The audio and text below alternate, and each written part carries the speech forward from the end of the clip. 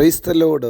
വേഗം വരുന്നവനായ നമ്മുടെ കർത്താവായ യേശുക്രിസ്തുവിൻ്റെ നാമത്തിൽ എൻ്റെ സ്നേഹവന്ദനങ്ങളെ ഞാൻ അറിയിക്കുന്നു. 89 സങ്കീർത്തനം 21-22 വാക്യങ്ങൾ. എൻ്റെ കൈ അവനോട് കൂടെ സ്ഥിരമായിരിക്കും, എൻ്റെ ഭുജം അവനെ ബലപ്പെടുത്തും. ശത്രു അവനെ തോൽപ്പിക്കുകയില്ല, വഷളൻ അവനെ പീഡിപ്പിക്കുകയുമില്ല. ഹല്ലേലൂയ. ദൈവം തൻ്റെ ദാസനെക്കുറിച്ച് പറയുന്ന വാക്യങ്ങൾ അത്രേ ഇത്. തൻ്റെ ദാസനായ ദാവീദിനോട് പറയുന്നു, എൻ്റെ കൈ നിന്നോട് കൂടെ ഇരിക്കും, എൻ്റെ കൈ നിന്നെ സ്ഥിരപ്പെടുത്തും, എൻ്റെ ഭുജത്താൽ നിനക്ക് ബലം വരും. കർത്താവിൻ്റെ ഭുജം ബലപ്പെടുത്തുമ്പോൾ ഒരു ശത്രുവും അവനെ തോൽപ്പിക്കത്തില്ല, ഒരു വഷളനും ഇനി പീഡിപ്പിക്കുകയില്ല. തുടർന്ന് പറയുന്നു, ഞാൻ അവൻ്റെ വൈരികളെ അവൻ്റെ മുമ്പിൽ തകർക്കും, അവനെ പകയ്ക്കുന്നവരെ സംഹരിക്കും. എന്നാൽ എൻ്റെ വിശ്വസ്തതയും ദയയും അവനോട് കൂടെ ഇരിക്കും, എൻ്റെ നാമത്തിൽ അവൻ്റെ കൊമ്പ് ഉയർന്നിരിക്കും.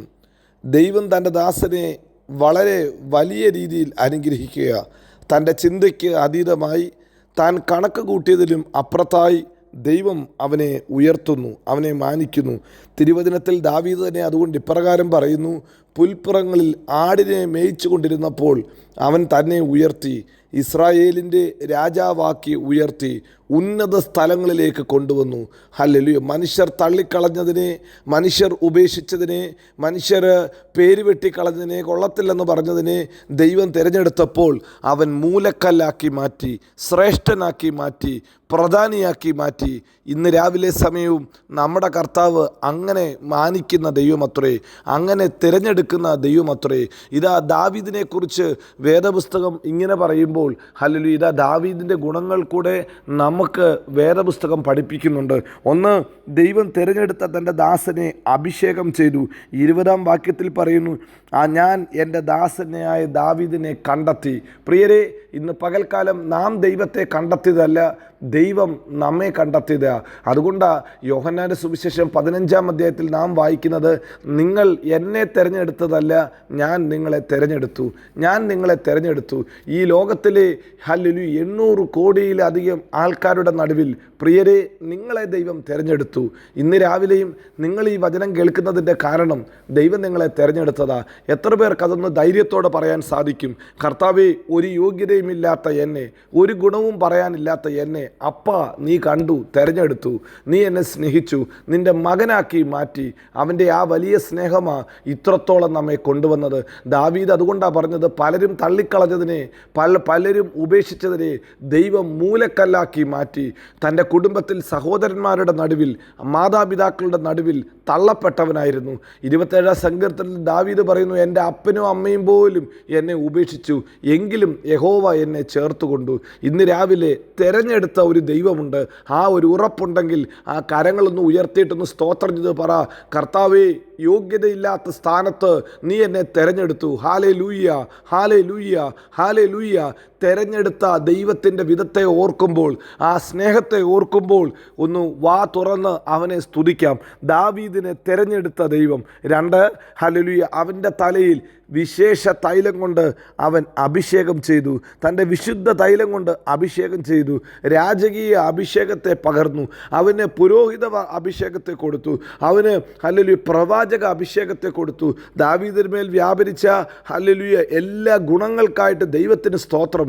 ദൈവം അവനെ അഭിഷേകം ചെയ്തപ്പോൾ മറ്റാരെക്കാട്ടിലും വ്യത്യസ്തനായി, മറ്റാരെക്കാട്ടിലും ഹല്ലേലൂയ വിപരീതമായി അവൻ ഹല്ലേലൂയ എല്ലാ വിധത്തിലും അഭിഷേകത്തിൻ്റെ ശക്തി പകർന്നു. അവനെ ഒരു രാജാവായി, ഒരു പുരോഹിതനായി, ഒരു ഹല്ലേലൂയ പ്രവാചകനായി ദൈവം അഭിഷേകം ചെയ്തു. കർത്താവ് അവനെ പ്രയോജനപ്പെടുത്തു. ഇന്ന് രാവിലെ ഈ വചനം കേൾക്കുന്ന ദൈവപൈതലേ, നിന്നെ തിരഞ്ഞെടുക്കുക മാത്രമല്ല, അവൻ നിന്നെ പ്രയോജനപ്പെടുത്തുന്ന ദൈവമാണ്, നിനക്ക് ശക്തി തരുന്ന ദൈവമാണ്. അഭിഷേകത്താൽ പരിശുദ്ധാത്മാവിൻ്റെ ശക്തി അവൻ നിന്നിലേക്ക് പകരും. അതാ ദൈവത്തിൻ്റെ പ്രത്യേകത. ഹല്ലേലൂയ. തിമോഥെയോസിന് ലേഖനം എഴുതുമ്പോൾ അപ്പോസ്തലനായ പൗലോസ് അതുകൊണ്ട് പറയുന്നു, അവൻ എന്നെ തിരഞ്ഞെടുത്തിട്ട് തൻ്റെ ശുശ്രൂഷയ്ക്ക് എന്നെ കൊള്ളാവുന്നവനാക്കി, അതിനു വേണ്ടുന്ന ശക്തി എൻ്റെ മേൽ പകർന്നു. ഇന്ന് രാവിലെ തിരഞ്ഞെടുത്ത ദൈവം അതിനു വേണ്ടുന്ന ശക്തിയും തരാൻ വിശ്വസ്തനത്രേ. നിങ്ങൾക്ക് വേണ്ടുന്ന ശക്തി അവൻ തരും. നിങ്ങൾക്ക് സംസാരിക്കാൻ അറിയത്തില്ലയോ? അവൻ്റെ വായ് നിങ്ങളുടെ വായോട് കൂടെ ഇരിക്കും. നിങ്ങൾക്ക് അല്ലെങ്കിൽ പ്രവർത്തിക്കാൻ ധൈര്യമില്ലയോ?